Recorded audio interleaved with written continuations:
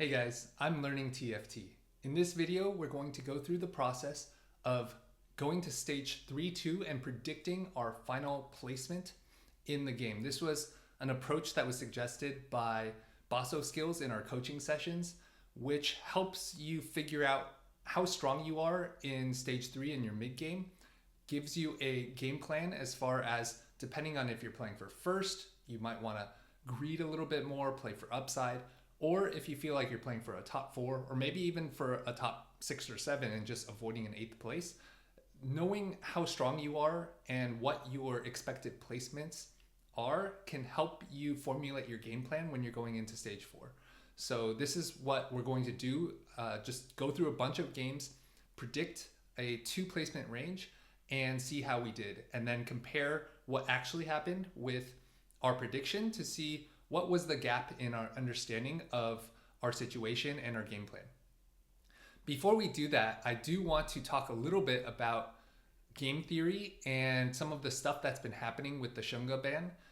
So if you want to just jump straight into the predictions, I'll include timestamps in the comments or in the description below.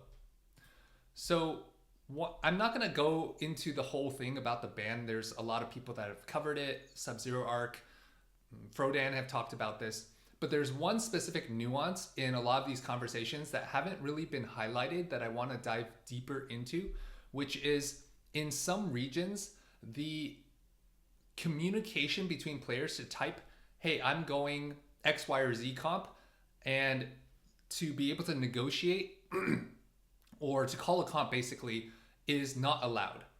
And so I actually just played a game yesterday where I had March of Progress and I was holding both Hui and Vhagar, basically being flexible because I had AP items between either Hui reroll or Vhagar reroll. And there was another player in the lobby that saw that I had a Hui on my board, and he was saying, hey, I was thinking about going Hui. Let me know what you go so that we can avoid harming each other in contesting each other. And so I personally feel like this should be allowed in the game. And I'm going to go into detail why. And this is going to be pretty deep on game theory and psychology. And there's actually a lot of life lessons here. So if you're not looking for that level of depth, just skip ahead in the timestamps. So this brings us to the overall game theory approach of Prisoner's Dilemma, which you're probably familiar with. And the scenario that I had with that player in the game yesterday between Vhagar and Hui was classic Prisoner's Dilemma, where if you both agree, then how this works is you can either cooperate or defect. So C is cooperate, D is defect. If you cooperate and your opposing player cooperates, then you both get 3 points. If you both defect, then you both get 1 point. And if one player cooperates and the other defects, then one person gets 5 points and the other person gets 0 points. This is just a very basic scenario that captures a lot of how life works. When you're thinking about, stealing, murdering, like that's classic. One person defects, one person assumes cooperation, one person assumes defection, and then they take stuff from you. Or violent behavior is basically defection, right? And so there was actually an author named Robert Axelrod who ran a Prisoner's Dilemma tournament for game theorists, and this is like the definitive understanding of cooperation as optimal game theory in non-zero sum games. So this completely changed my approach on life in general when I read this book, because when you think about a game like TFT, you assume it is a competitive game, and this is all very relevant when we go back to thinking about, what is competitive integrity? What does it mean to play a competitive game in a way that is fair to all the players? And yet we have to consider that, and I'll dive into how this conclusion was drawn. But if you assume that this conclusion is fair, and we'll again go into that, then you have to reevaluate what you mean by competitive integrity. because so much of what I love about TFT is not only that it is a competitive game, but so much of what I believe why NA has won, like I think the last three world championships, or is it two, is that cooperation amongst players, the ability to share your findings with other people, to talk, to be open, to be collaborative, has actually enabled a lot of NA to outpace some of the other regions. And that's why I find making these videos super fascinating. The feedback that I've gotten from you guys, to be able to create discussion groups, all of this behavior, this cooperation in a non-zero sum game is actually optimal game theory. And so I'm gonna jump to, where is it? 17 minutes. By the way, I'll include a link to this video. This video is basically a summary of the book. But there were basically a bunch of different strategies that were ran in a simulation. So they got like a bunch of computer scientists to produce different strategies for this game theory prisoner's dilemma approach.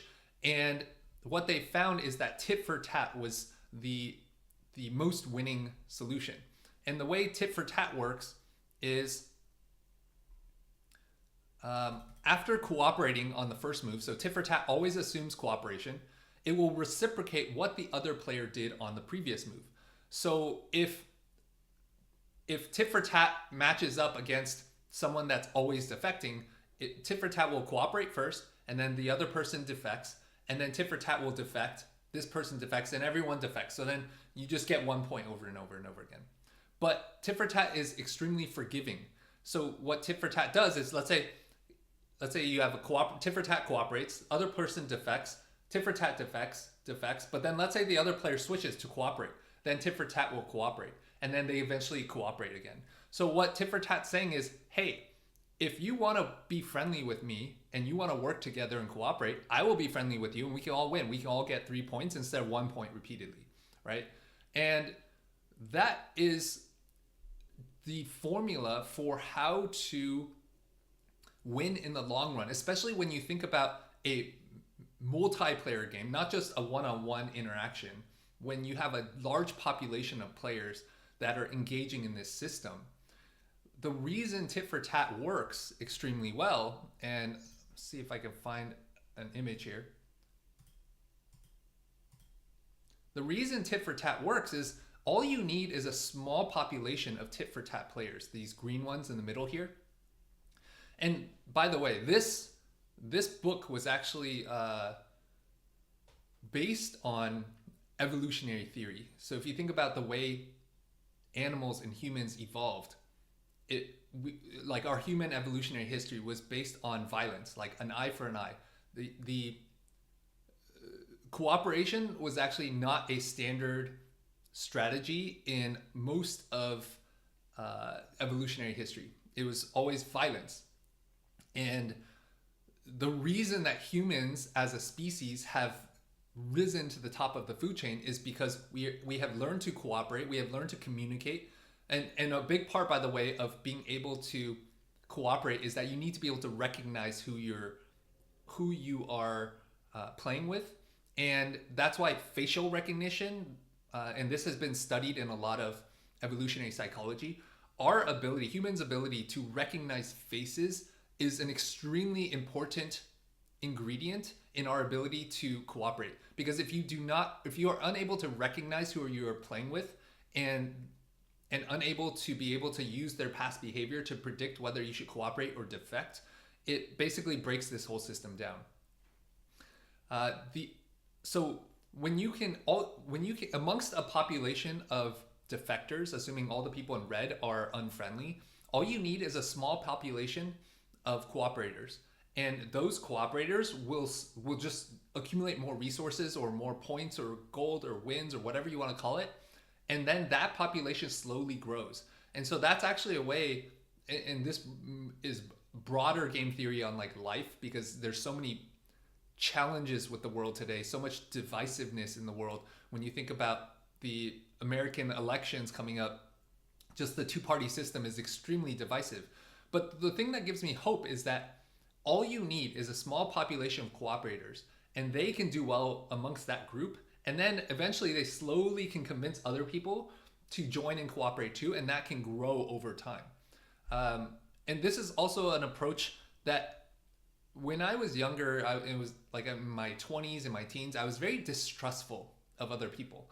And once I read this book, this is actually how I approach life now. When I meet strangers, when I interact with any of you in the comments, when I see people comment or message me in Discord or in the game, in TFT, I assume that we want to cooperate. And it's easy in a world where everybody else, it seems like everybody else is violent or just not trustworthy, that if you just assume cooperation from the beginning, and if someone defects with you, then you can show them I defect. But then you can also say, hey, like, I'm not going to let you abuse me in a certain way. I'm not going to let you steal from me, whatever. But if you're willing to be friendly with me, I'll be friendly back with you. And that's actually the value system and morality that I teach our kids. My wife and I teach our kids this, that, you know, when you're friendly with other kids, they're going to want to be friendly with you. And if you're not friendly with them, they're not going to be friendly with you. And the way you get ahead in life, the way that you do well in life, is that you learn to cooperate. So that is like the basic idea of tit for tat, and tit for tat won the tournament over and over again, just because it can learn to optimize any system in any other opposing type of player. Of course, this also assumes that the tournament has a long time horizon, because if you only have one round of play, then everyone is incentivized to just defect. But so you have to assume a long-term interaction.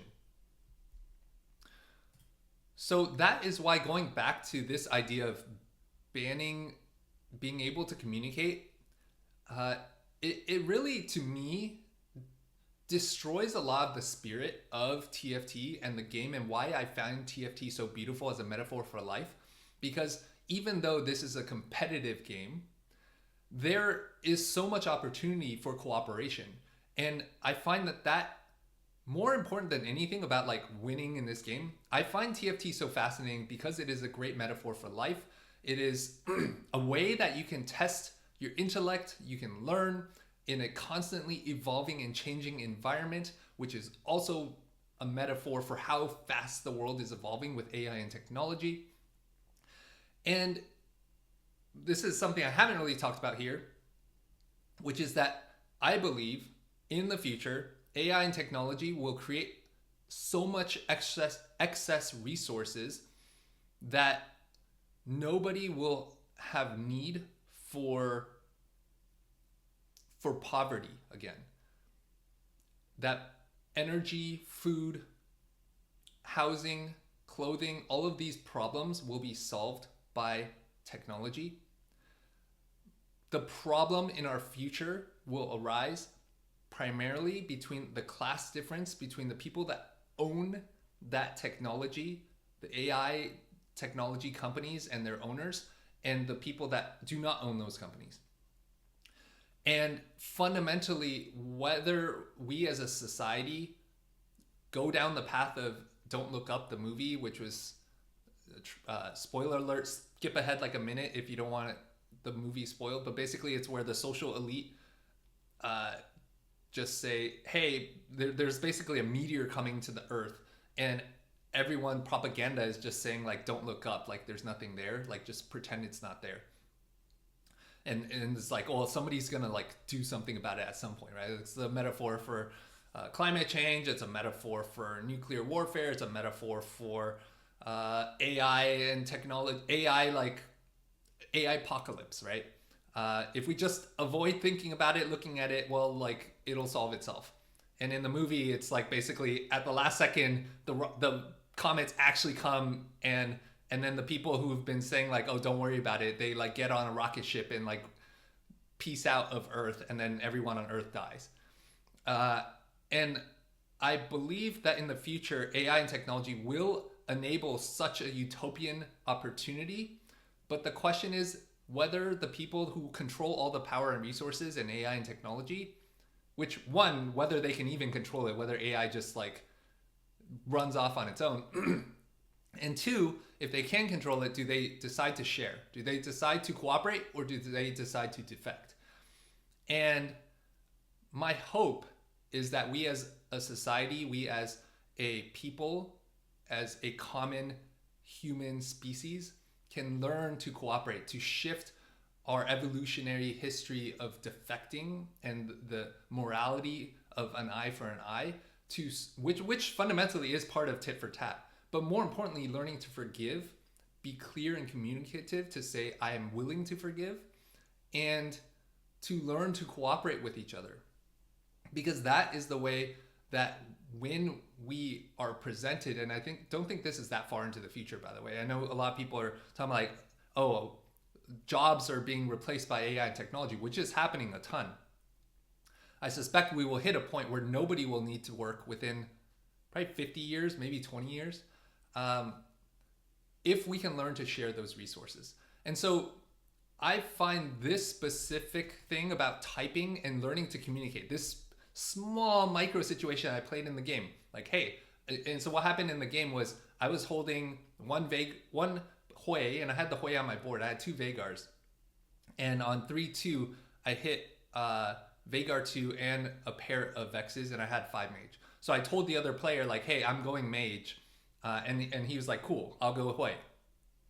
And it worked out for me. I got first place in that game. It didn't work out for the other player. He went 8th. So you could argue that that was a defect in cooperate situation. But to be honest, like, if we had both contested one comp, we probably would have both gone bot 4, and it wouldn't have been much better for that other player. So part of this is all to say that I find so much of the beauty of TFT in both the competition and the cooperation, and the community in TFT is what I find so interesting. And when you remove communication, like being able to talk with each other and cooperate at times in the game, you remove so much of what is interesting about the game and how it is a metaphor for life and how it might help like human society as a metaphor over the long run. And then just final point here, when you go back to competitive integrity, to me, it's about, are you solving for yourself? Are you figuring out a way that your actions, like being able to type, hey, I'm going Vagar or Hui, I don't know yet, is that being self-interested? Are you trying to act in a rational way that is helping yourself? Instead of just saying, like, screw the system, I'm just gonna cause anarchy. Or I really don't like that person, so my intent is to just screw that person at the sacrifice of my own benefit as well. So when you think about it from that approach, cooperation is actually beneficial to the person that is engaging in the cooperation. This is not against the spirit of competition. That TLDR, cooperation is part of the optimal game theory of competition. All right, so I apologize for the long rant. This is a subject that I'm very passionate about, so I just wanted to share that all with you. And now we can go into what you all came here for, which is we're going to do predictions. We're going to jump to stage 3-2. Predict what the result of the fight is, and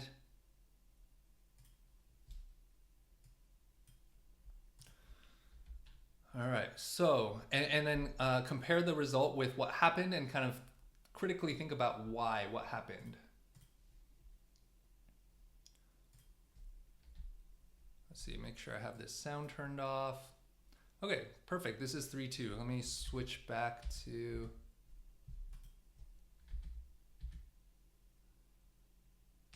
here. All right. So we have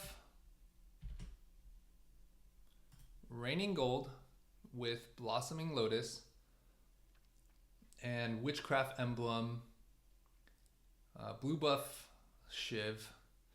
So this looks like a six witchcraft angle. Usually Rise has more upside with a witchcraft emblem, but he does have blue bust slam, which indicates to me that he's leaning towards karma more, which has a little lower cap. He's very healthy with one streaker here, and I'm just gonna do this analysis without.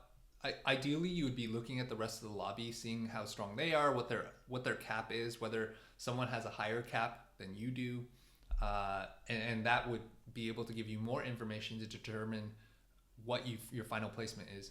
But from this spot, Blossoming Lotus isn't great. It's a scaling augment, giving you more crit, but he has no frontline tank items aside from this vest.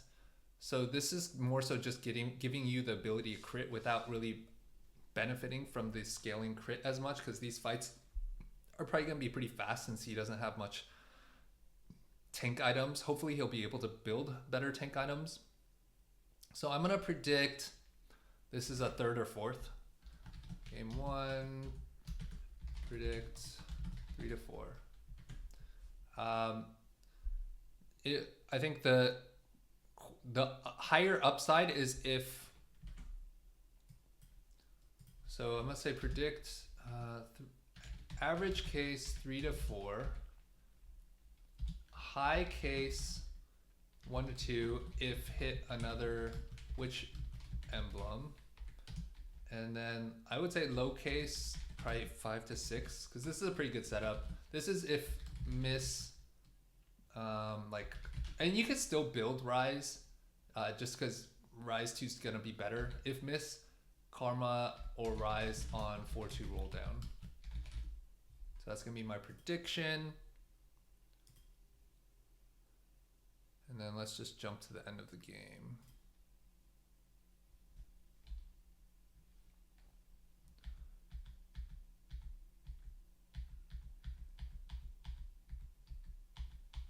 Okay, so this is a third.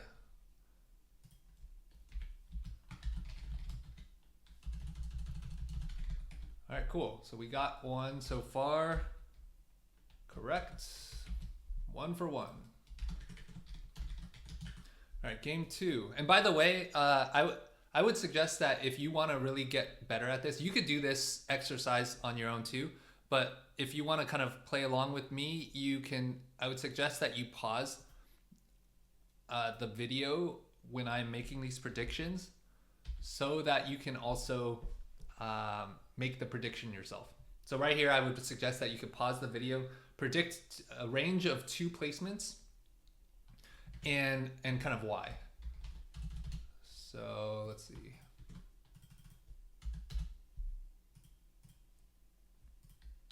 All right, so we have 2 Scholar emblems, a Sugar emblem.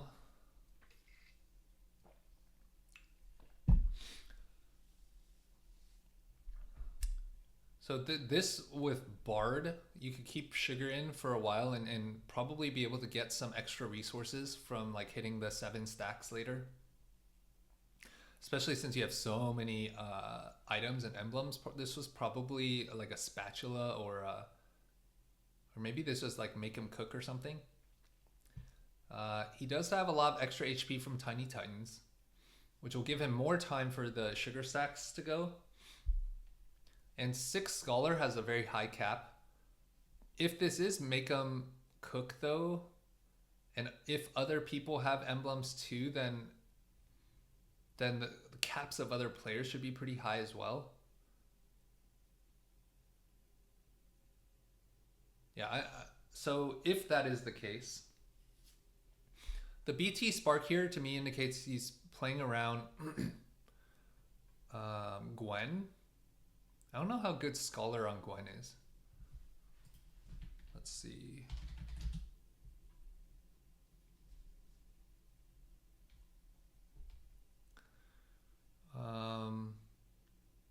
So he's gonna have time.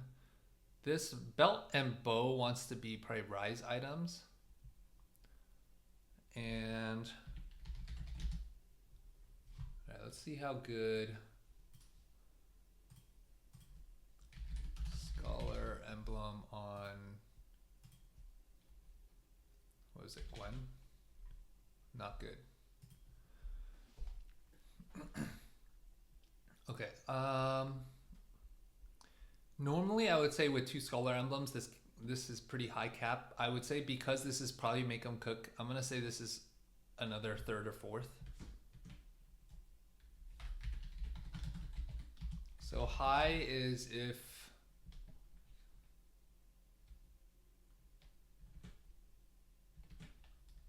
I don't even know, like 2 to 3, like high roll, like rise too early, maybe hit and Milio too early,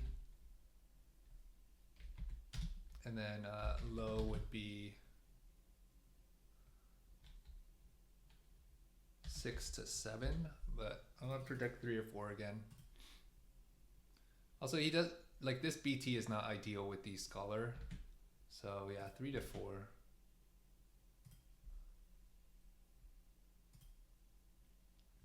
Okay, got Little Buddies and 6 Sugar. Oh, I should have accounted for the 6 Sugar upside. 6 Sugar, 6 Scholar. Okay, finished.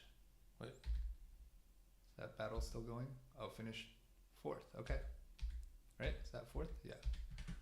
All right, finished 4th. Correct. Let's see what that final board looked like.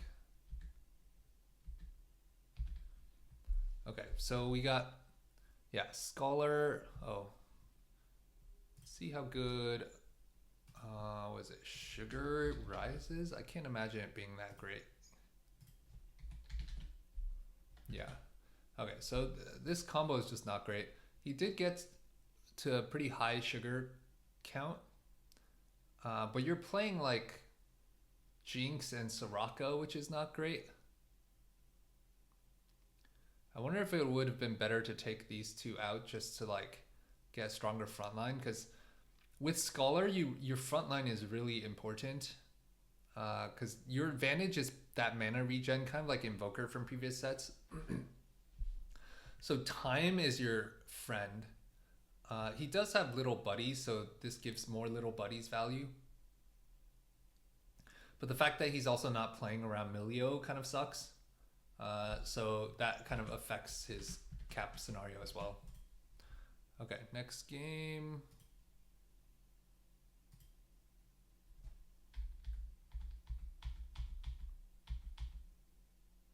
All right, I would suggest you can pause the video here, make your prediction, and then we can go from there. So, Tiniest Titan, Explosive Growth. This looks like he's going fast 9. Or he's going to be first to do a big roll down. Item wise, these are perfect Callista items. And he's holding Callista units. The BT isn't ideal. It's like, okay, especially if you can hit Camille early, which is possible with the amount of gold that he's generating. But he really needs to hit and stabilize quickly and go 9 for this to work. Otherwise, his opponents are just going to catch up and he's going to be down 2 augments. He's on a 5 loss. It's like reasonably healthy given that he has Tiniest Titan. I'm gonna say, not knowing how much he's contested either. I think his cap is not that high because even if he hits his full board, he has no combat power.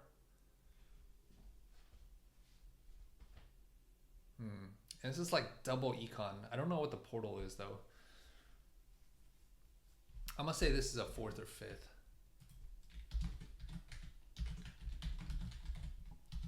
High roll is if he like hits super fast.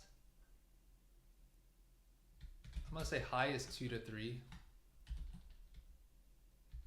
High roll the Rakan / Callista 2.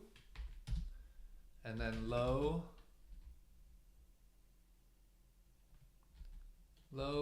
6 to 7. Low 7 to 8.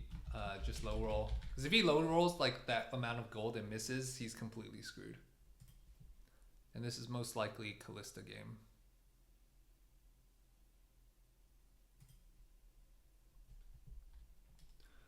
All right, so he did hit every, oh, he went level 10. Okay, so that to me indicates he high rolled.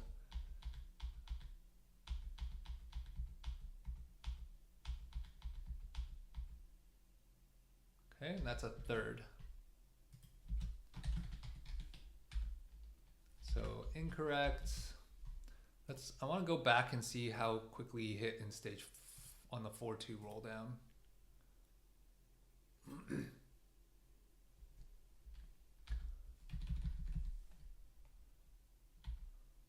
All right, so he rolled down on 3-7 a little bit, hit an early Emilio, which is huge. And then looks like he's gonna hit Rakan 2 here is my guess. Stop rolling at 30 gold, interesting. It's on a 9-loss streak.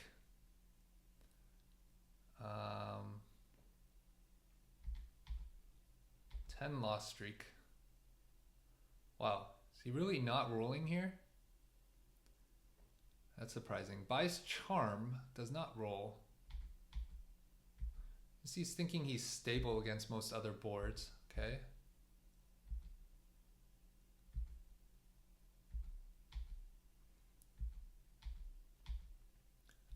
Natural, oh, he got Rakan off carousel. Okay, Rakan 2 with, wow, that came with a Rage Blade on it.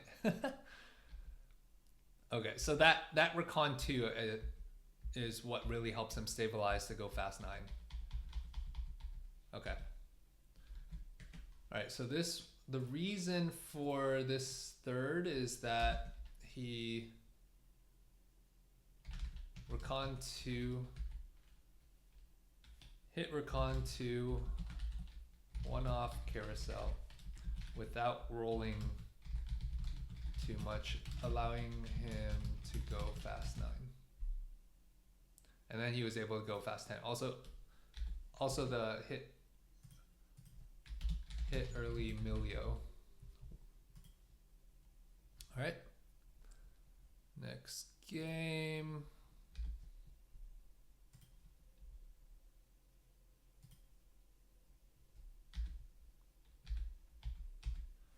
Okay, we have risky moves, find your center. Going Callista again. The glove is not great here. Does have half of a Rage Blade. Is in good carousel priority to get the other bow. And this is a pretty good setup. It's pretty healthy given that he had risky moves. It has a good setup if you can hit this Tristana 2 to not bleed too much HP here.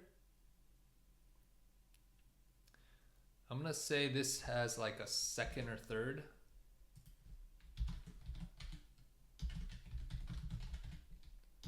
High first or second, low fourth or fifth. I think this is a just high roll. Rakan and Callista too early. This is like low roll is a miss, but I think this is a pretty good setup he has here. All right.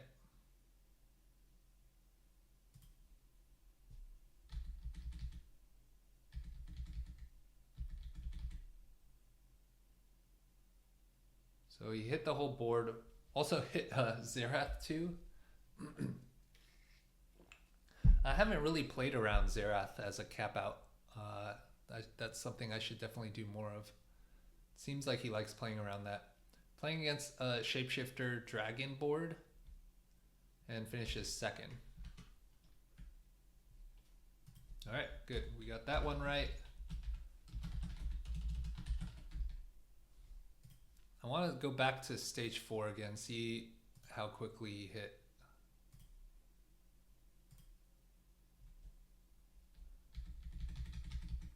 All right, so let's see how much gold he had before his roll down. Oh, did he level and roll again on 3-7? Oh, he hit an early Callista on 3-7, so that was actually a high roll. All right, so let's see how far he rolls down.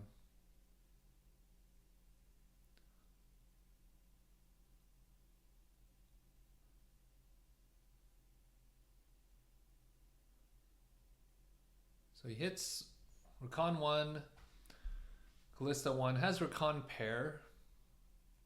Does not high roll a Milio this time.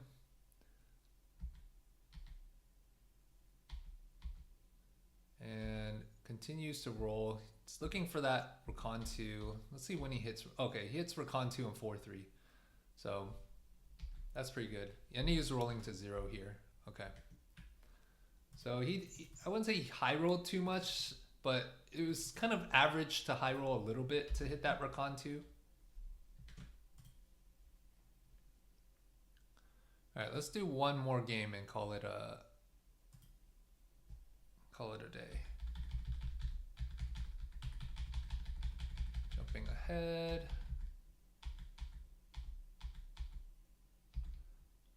Okay, let's see where we are here. So we got Portal, Blossoming Lotus again, Duplicator on bench, JG slammed. So this looks like a Portal Rise angle, vertical Portal. And he's full streaking. Wow.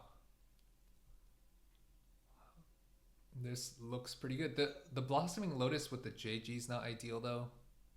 So that's probably just purely for tempo. He probably had not very good augment options. Yeah. Interesting they auto took that over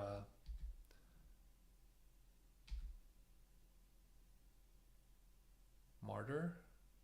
Huh. Okay. Because I think Martyr triggers with the little void spawns from the portal, right? I'm not sure. If you happen to know that, let me know in the comments.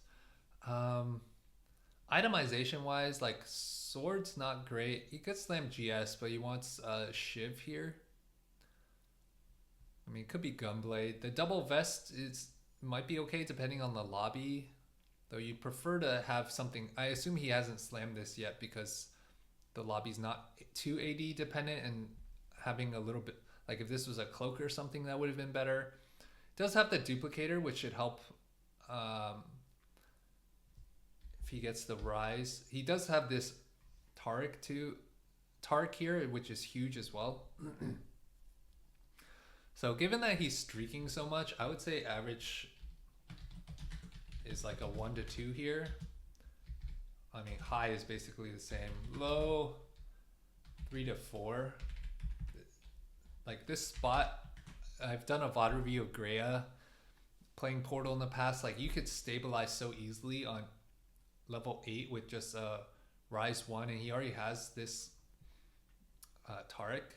The only issue is his itemization, and this Blossoming Lotus isn't great, but given that he's streaking so much, I think his spot's really good. All right, so let's see how we do. Okay, top 4. Whoa, 10 portal. Okay, I mean that's just a win, right? Yeah, and he's walking. Okay. Oh, he went fast 10. All right. First. Got that right. All right, so we got 5 games. We got 4 of them right. The one game we missed, we missed off by 1. Because he high rolled that Rakan 2. Cool. So I hope you found this video useful. I just want to reiterate again that when you do this prediction process, you're able to think more critically about what position you're in stage 3, what you need to do to be successful, to high roll, to minimize low roll. You could definitely do this exercise yourself. Just pull up a VOD and kind of do the same process that I did here. I hope you found this video useful. I would love to hear your thoughts, both about the games here and the predictions, and especially if you have thoughts about my kind of spiel in the beginning of the video on game theory, cooperation, competition. I just love talking about this stuff, so let me know in the comments what you think. Thanks for watching, and I'll see you in the next one.